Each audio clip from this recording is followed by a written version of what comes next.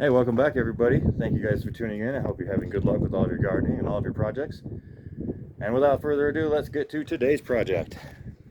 And today we've got the trusty old tractor out and we're doing some upgrades on the backhoe. So originally with the backhoe on here, I was having issues when I was digging trenches. That the backhoe is so strong that sometimes when you hit a rough, really tough spot, it would pull the whole tractor towards the trench while you're digging, and it's quite annoying. Now, even with the e-brake on, with the arms down, and the bucket flipped so that it's grabbing the ground, it would still drag the whole tractor. So I said to heck with it. I had some all thread laying around, and I welded it onto the feet, and I put nuts on the backside. Welded those on and then painted it. The blue paint that I have isn't quite the same as the tractor, but I don't think anyone will notice. So that should help a lot. Now, for you safety folks out there, you welders, you're going to notice that this is galvanized steel. Now, I do not recommend welding galvanized steel unless you know what you're doing, because welding on galvanized steel it can be dangerous.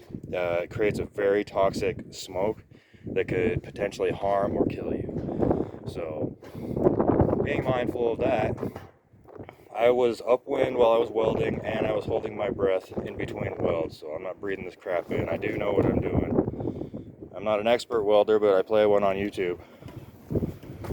So we did that on both sides. So walk around here.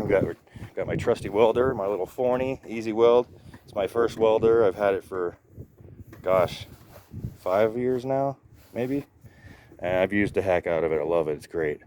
The plasma cutter, I have not used that too much. It works for very thin metal, though. It's not very powerful. Anyways, back to the upgrades on the tractor.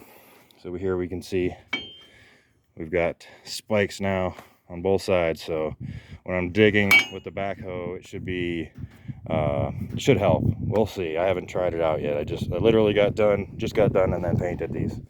You can see the difference in tone. The color tone there, a little different, but there we go. There's a quick little project for today. Figured I'd share that with you guys on this lovely day in the wind while I'm getting sandblasted. It's really nice out right now too. It's not too hot. It's got to be in the 70s right now out here. But enough of that. Thank you guys for tuning in. If you have any questions or comments, pop those down below. Give us a thumbs up, and as always, keep building. And try to be good to each other. Some of us aren't here for very long, and a little bit of kindness will go a long ways. So God bless you all, and peace. Oh, and if you're wondering what kind of tractor this is, it's an LS XJ2025H, and that means it's got 25 horsepower.